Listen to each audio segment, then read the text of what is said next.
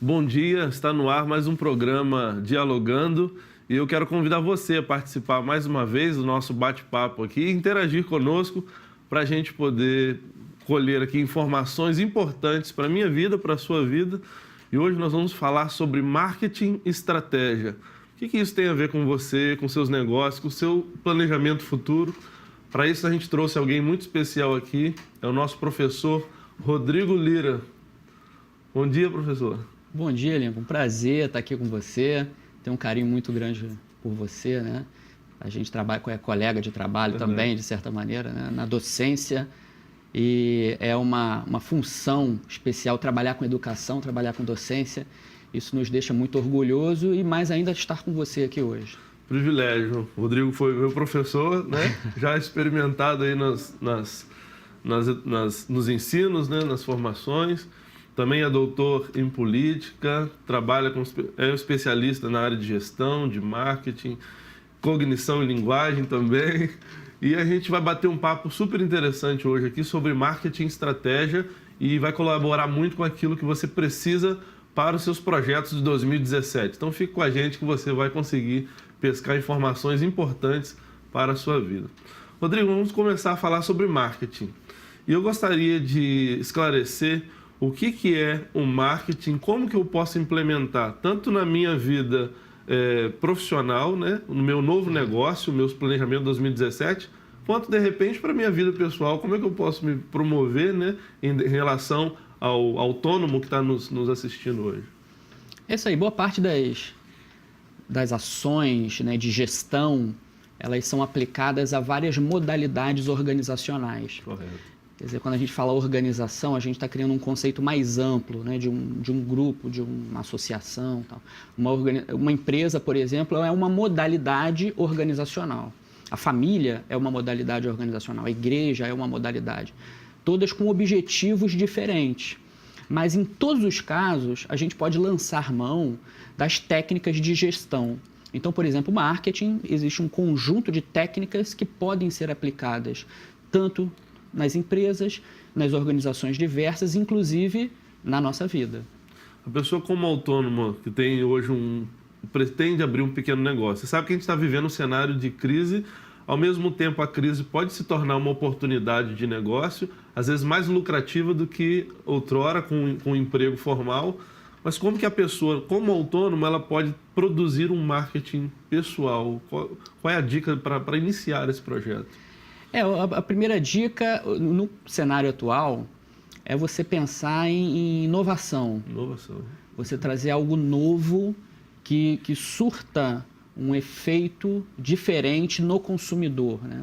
Observar bem o mercado, perceber quais são aquelas ofertas existentes atualmente, mas que não atendem à demanda.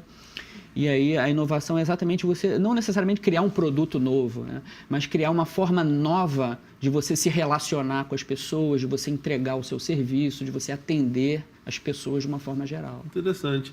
Quando na empresa, a empresa não tem aquele setor de marketing que de repente desejaria muito de ter, qual é a dica? Como que implementa esse setor de marketing? Por que ele é importante numa organização? É importante a gente desmistificar algumas coisas com relação ao marketing. Né? O primeiro passo é o seguinte, muitas pessoas associam marketing à propaganda.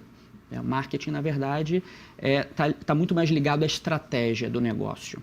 E, na verdade, é fundamental que essa estratégia seja desenhada antes das ações efetivamente de marketing. Vamos começar por elas. A estratégia é a definição do negócio. Qual é o teu negócio? Seu negócio é entretenimento? Seu negócio é venda de algum produto definido? Né? Você precisa definir essa tua identidade e definir também o posicionamento. Como é que você quer ser percebido pelo seu mercado consumidor? Né? Definir um conjunto de atributos para que isso possa ser transmitido depois por intermédio das ações de marketing. Interessante. E é importante que a empresa segmente o seu mercado, ou segmente o seu público, porque às vezes eu vejo empresas fazendo assim, hoje eu vou fazer outdoor, eu vou fazer panfleto, eu vou, não só igreja, mas organizações, igrejas que querem, às vezes, anunciar determinados projetos, mas ela amplia demais o seu modo você já disse que marketing não é anúncio, mas o seu modo estratégico de divulgação. Por que a segmentação seria importante? A segmentação é fundamental, a definição do público-alvo, para facilitar exatamente essas ações de marketing. Quando você vai escolher uma forma de se comunicar com o público, se você sabe quem é esse público, é muito mais fácil de você falar com ele. Verdade. Em função de classe social, em função de gênero, faixa etária. Inclusive a forma de comunicação, os canais de comunicação, obviamente a gente está falando do aspecto propaganda, que é um item do marketing. Mas também não adianta você fazer uma grande campanha publicitária, contratar uma agência bacana, ou pensa em outdoor, panfleto. Se o teu produto está errado, se o teu preço está equivocado. Então, por isso, a estratégia precede o marketing. É importante você pensar nessas questões, primeiro na sua identidade, no seu posicionamento, público-alvo, e aí você vai avaliar se o teu produto está correto, ou o seu serviço, se o seu preço está adequado, se a sua localização também está coerente a esse posicionamento. E, obviamente, as campanhas publicitárias também, a comunicação precisa estar alinhada a esse posicionamento. Bacana, muito, muito interessante. Mas na nossa era, o que tem agregado muito valor é o marketing digital. As pessoas têm empreendido muito, né, até pela segmentação, nesse marketing digital. Isso é bom, isso é ruim, deve ser feito de modo bem avançado, né, investir mesmo, ou deve ser de modo restrito? Deve ser colocado em primeiro plano, na verdade, hoje em dia, né? Porque a gente tem alguns levantamentos, alguns dados da utilização da internet pela população brasileira que só vem crescendo.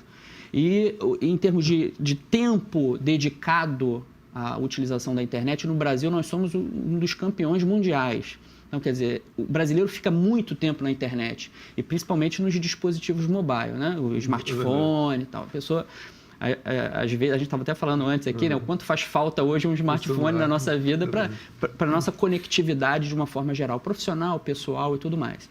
Então, as pessoas têm investido muito nessa comunicação, mas é importante que essa utilização do marketing digital também seja estratégica, ou seja, alinhado aos seus objetivos pessoais, empresariais, dependendo do foco que você queira dar.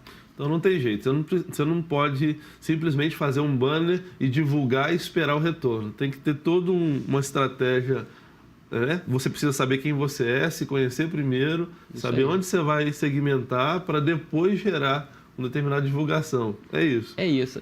Mas para aquelas organizações que, por exemplo, precisam ser notadas, ser reconhecidas, que tipo de marketing ela pode fazer? Até mesmo marketing digital. Por exemplo, a pessoa, às vezes tem uma determinado hospital precisando de sangue e precisa fazer essa determinada essa divulgação. Às vezes é um asilo que precisa divulgar a necessidade das pessoas que estão ali hospedadas, né? Ou então é um orfanato que precisa compartilhar com o público as realidades para que eles possam interagir e auxiliar também, cumprindo seu papel de cidadão. Como é que esse marketing digital pode auxiliar esse público? Porque parece que tem uma forma orgânica também de divulgar essas informações. Existem algumas pessoas que são muito difundidas nas redes sociais, em alguns meios especificamente, que acabam servindo como ótimos instrumentos para essa disseminação das informações. Aqui em Campos especificamente a gente vê essas pessoas com essa boa vontade. A solidariedade é sempre interessante, né? A gente, apesar de vários problemas, nós ainda somos um povo solidário, eu percebo isso. E sempre quando o cunho é social, as pessoas elas compartilham as informações com mais vontade, com mais constância, e isso repercute muito bem. É importante que isso aconteça também para instituições dessa natureza. Eu estava lendo a respeito de marketing digital e parei para ver um tipo de marketing chamado marketing que era inbound marketing, que era um marketing pela apreciação do conteúdo. Eu achei super interessante, porque não é aquela forma expositiva de compre aqui ou clique aqui e receba vantagens, mas o inbound marketing, a pessoa começa a promover o seu conteúdo, o seu vídeo, o seu texto, o seu blog, e as pessoas encontram tanta informação que ela diz, eu quero saber mais dessa pessoa, dessa empresa. E ela acaba encontrando naturalmente os produtos e gerando confiabilidade e compra. Eu achei super interessante, faço um paralelo agora com uma parte bíblica onde Jesus Cristo ele trazia palavras para as pessoas, ensinava. E é interessante que no final da fala, no final do milagre, ele dizia assim, não conta a ninguém não. Eu achava interessante. Às vezes ele fazia um milagre e dizia, não publica isso não. Na verdade, a publicidade demasiada naquela época poderia trazer para ele uma crucificação prévia.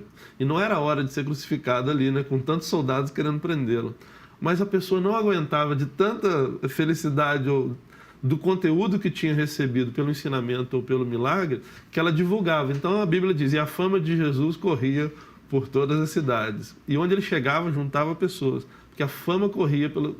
Tem a ver com esse embalde marketing, porque ele não fazia muita questão de se promover em relação aos milagres, pelo fato de não ser preso ali pelas autoridades da época, mas o conteúdo do ensino, a propriedade do milagre era muito intensa. Eu achei muito interessante essa abordagem, essa analogia a respeito. É isso aí. Eu costumo dizer o seguinte, o marketing, ele não faz, o marketing planejado, né? Campanha publicitária, não faz milagre. Nesse sentido, né? Esse tipo de milagre que a gente está comentando aqui. Então, como é que é utilizado, como é que a gente percebe hoje, né? Num passado recente, a gente até percebia que o consumidor muitas vezes era seduzido pelas campanhas publicitárias. Mas hoje não. Hoje, por mais bacana que seja um comercial na televisão, tal, as pessoas elas procuram informações adicionais a respeito da empresa, dos produtos, tal. Até pelo acesso ao conteúdo hoje facilitado. Sim, né? Hoje nós temos um grande oráculo na internet, né? Que a gente busca todas as informações, o Google. Então você procura a reputação da empresa, tal. E o que funciona melhor hoje? É indicação. Né? A reputação, então grandes corporações, hoje funciona assim o Mercado Livre, por exemplo, né? Que é um grande canal de vendas na internet, basicamente é em função de reputação. Não tem propaganda na televisão, tal. Você olha ali, a pessoa ela é confiável, as pessoas avaliaram bem e você acredita nisso. Então o boca a boca hoje voltou à moda e à relevância. Falando do inbound marketing, da questão do marketing de conteúdo, é uma outra vertente atual que funciona muito bem, exatamente porque as pessoas cansaram de simplesmente... a empresa dizendo, eu sou a melhor, compre meus produtos que eu sou a melhor empresa, eu tenho os melhores produtos. Isso não cola mais.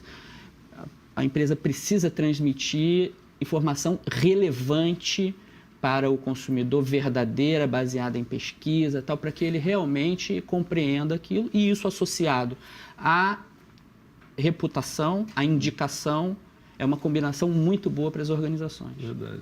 Agora tem uma coisa muito interessante, de que as empresas não trabalham muito, e você vai poder muito nos ajudar. As empresas não trabalham muito a respeito do endomarketing, do trabalho específico para com os seus. Isso aí. O que é o endomarketing e por que isso é importante? Então, um dos grandes gurus do endomarketing, ele diz que sucintamente, endomarketing é a face interna da marca. Ou seja, se você quer trabalhar externamente a tua marca, é importante que você faça preliminarmente isso internamente. Os colaboradores precisam entender quais são os seus objetivos, quais são os valores da tua organização, para poder reverberar isso de uma melhor forma externamente. Então, se você não faz isso preliminarmente internamente, você vai ter uma dificuldade muito grande de colocar o seu produto no mercado, justamente porque as organizações elas não são meramente máquinas, elas são essencialmente pessoas. Pessoas, né? Eu acho muito interessante que quando você entra numa loja e é bem atendido, a pessoa, ela parece que comprou a ideia, ela sabe o que está fazendo ali, ela é o cartão postal da loja, te atende com um sorriso, te abraça com as palavras e te faz... E às vezes você nem ia comprar, nem tinha intenção de comprar, só pesquisar, mas você compra. O contrário também existe, da pessoa que não está a fim de atender e quando você pede mais de 3 produtos, já suspira forte... é um endomarketing não trabalhado? Porque isso não é uma coisa comum de acontecer. É um endomarketing não trabalhado? O endomarketing resolveria o gestor trabalhar com isso, ou tem uma série de fatores de gestão de pessoas para que isso possa realmente acontecer? Tem uma série de fatores, sim. Às vezes a pessoa quando não tem um perfil para determinada função, por mais que você dê algum tipo de treinamento, é difícil aquele treinamento ser internalizado e funcionar adequadamente em função da falta do perfil. Por exemplo, na área de vendas, tem algumas características que são óbvias, né? A pessoa precisa ser extrovertida, precisa ser de boa comunicação, precisa ser uma pessoa autoastral, exatamente para gerar esse contágio na hora do relacionamento. O relacionamento hoje, quer dizer, inclusive falando em marketing, existe uma modalidade que é o marketing de relacionamento. Exatamente porque é uma questão fundamental hoje em vendas. As pessoas precisam pensar no relacionamento. E é esse tipo de relacionamento que você está citando. É um relacionamento cordial, adequado à expectativa do consumidor, né? Resolutividade, muitas vezes também não é só educação, não adianta você dizer, bom dia, seja bem-vindo, infelizmente eu não posso resolver o seu problema, também não adianta, muita educação e falta de resolutividade. Então, aliar essas coisas, obviamente, direcionado aos objetivos, às características da organização. Rodrigo, as pessoas que estão nos assistindo às vezes pensam, olha, eu cheguei na minha empresa motivado, eu cheguei com toda a cordialidade, usei um curso que eu fiz de atendimento ao cliente, teve até 1 ou 2 treinamentos lá, mas internamente nós somos tratados muito mal, o salário atrasa, a gente não tem uma cordialidade da gestão, todo mundo entra sério, é um querendo pegar o lugar do outro. Clima organizacional ajuda a gente, ajuda as pessoas a entenderem como que isso é importante. O clima organizacional ele é fruto da cultura organizacional. Então, a gente vive numa sociedade que é marcada por características culturais, né? E, de certa forma, as organizações de diversas naturezas, elas também têm suas culturas próprias. E essa cultura ela pode conspirar para o bem, para a prosperidade da organização, ou para o mal, caso seja uma cultura assim, de desrespeito, de falta de consideração, de solidariedade. A gente percebe exatamente culturas organizacionais bem distintas em diversas organizações. E isso pode ser gerenciado também pela organização. Quer dizer, se de qualquer maneira uma cultura surge na tua organização, que ela seja gerenciada de uma forma positiva e conspire para o sucesso da empresa. É o que você disse antes, a estratégia, né, vai preceder o marketing, você precisa gerar estratégia para saber como que você quer a sua organização daqui a um ano, né? E nitidamente investindo em pessoas.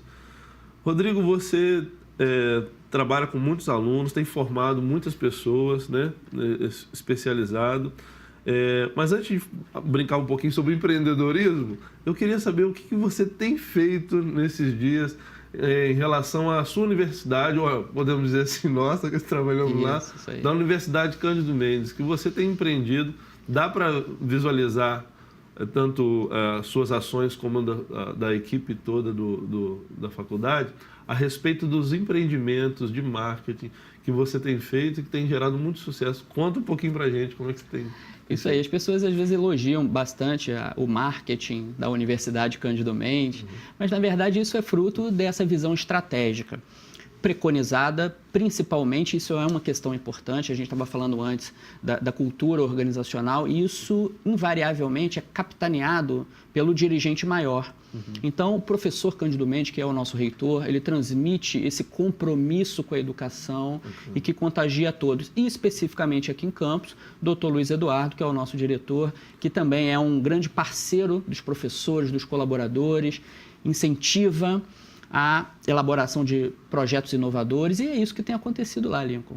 A gente tem muitos projetos. Ontem, coincidentemente, essa semana, nós recebemos, só para dar um exemplo, o presidente do CREA, do Conselho Regional de Engenharia do Rio de Janeiro. Ele foi visitar, de tanta repercussão positiva que tem tido os nossos projetos, ele foi visitar, ele falou, eu quero conhecer essa universidade em Campos, que desenvolve projetos de engenharia tão bacanas envolvendo os alunos. E um dos projetos que ele foi visitar é o UCAM Baja, é um grupo de alunos que desenvolvem um protótipo de um veículo off-road e que o objetivo maior são competições nacionais. Então, os alunos utilizam, principalmente os alunos de engenharia mecânica, todo o conhecimento da sala de aula para elaborar esse protótipo, esse carro, com o objetivo de competir. O presidente do CREA estava rindo de orelha a orelha, assim, feliz da vida, com os futuros engenheiros que serão filiados ao conselho e o engajamento, a felicidade que eles estavam na produção, no envolvimento do projeto, né? Um outro projeto muito bacana que nós tivemos há pouco tempo também foi um campeonato de pontes de espaguete. Olha que coisa inovadora, né? Quer dizer, a gente não vê isso normalmente nas instituições da região com essa dinâmica. O campeonato basicamente consistia em que os alunos, os grupos formados por alunos das engenharias, nós temos 3 lá, produção, mecânica e civil, desenvolvessem pontes dentro de algumas especificações, utilizando também os conceitos teóricos de sala de aula. Conceito de estrutura, de resistência de materiais para a construção de pontes, utilizando como matéria-prima espaguete. E aí, no final, a culminância do projeto foi o teste de resistência das pontes. Então, foram 16 pontes que concorreram e a ponte que venceu aguentou quase 30 quilos. Uau, quer dizer, uma ponte feita de espaguete aguentou 30 quilos, realmente foi uma movimentação, um comprometimento dos alunos ali que gerou uma repercussão muito positiva, gera internamente. E aí, como a gente estava falando, a questão da reputação, do boca a boca, né? A gente acaba não noticiando isso na mídia, mas o boca a boca é importante, as pessoas têm procurado a universidade em função dessa diversidade de projetos, de comprometimento com a educação que nós temos lá. Muito bacana, realmente a Universidade Cândido Mendes, a gente já conhece o trabalho, a gente tem visto, né, na internet, na televisão, e um dos grandes pontos específicos da estratégia de marketing é também colocar os alunos para desenvolver ou para falar sobre aquilo que eles têm, né, realizado ali. Muito bacana, os próprios alunos satisfeitos com a formação, com a seriedade da instituição, têm chamado as pessoas com o hashtag Vem Pra Cá, que é o projeto lá. Agora, como que você trabalha, se você pode nos dar uma dica, o branding, a força da marca, né? Como que você trabalha? Eu acho que a Cândido Mendes já está estabelecida em questão de marca, instituição, e a sua maior força é a sua própria realização, é a sua seriedade no ensino, é formar pessoas para o Brasil e para o exterior. Mas como que você trabalha o branding, né? Essa força de marca? A força da marca, ela é composta, né, no nosso caso, pelo conjunto dessas ações integradas. Exemplo, né? Apesar de ser uma instituição de cunho privado, sem fins lucrativos, mas de cunho privado, não é pública. Mas muitas pessoas ainda falam assim, a Cândido ela é privada, mas tem espírito de pública.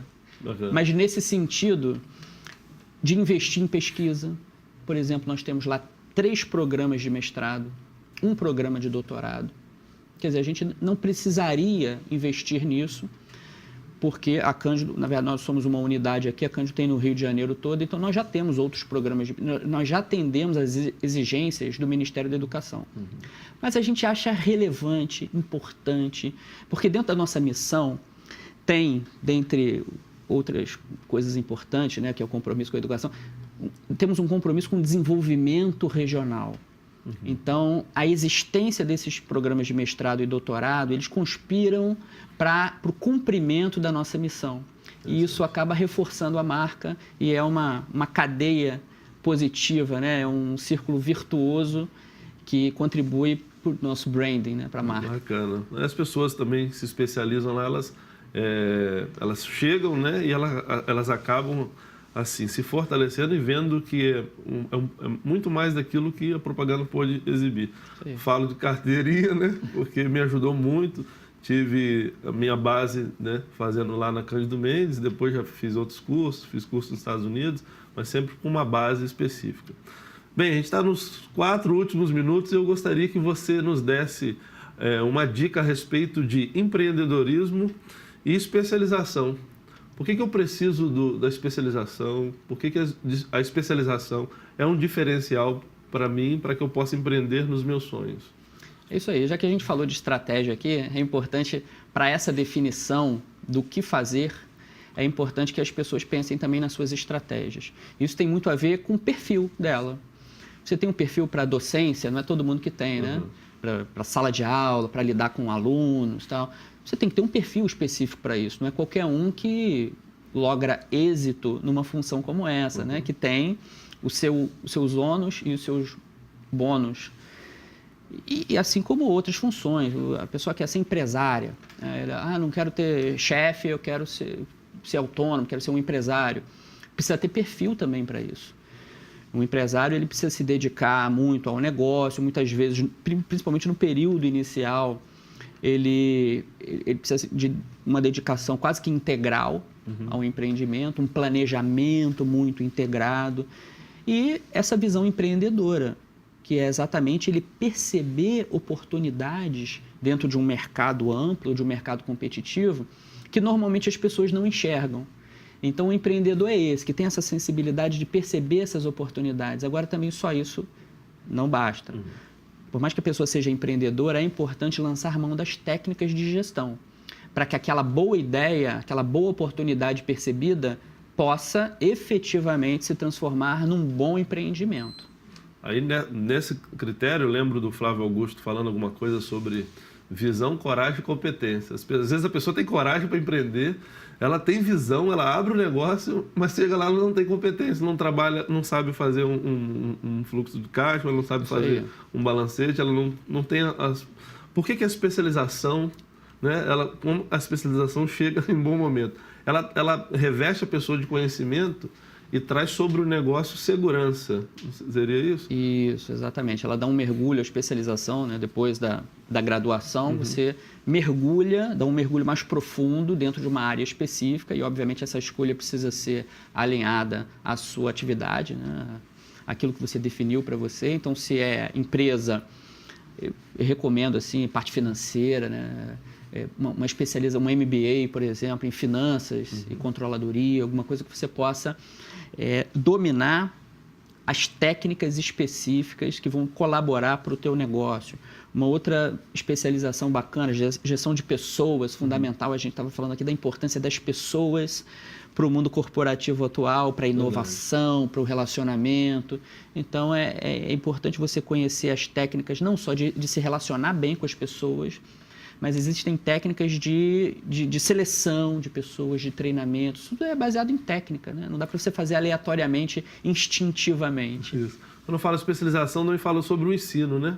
O trabalho que a pessoa tem de estudar e conseguir gerar uma autoridade no mercado e um diferencial.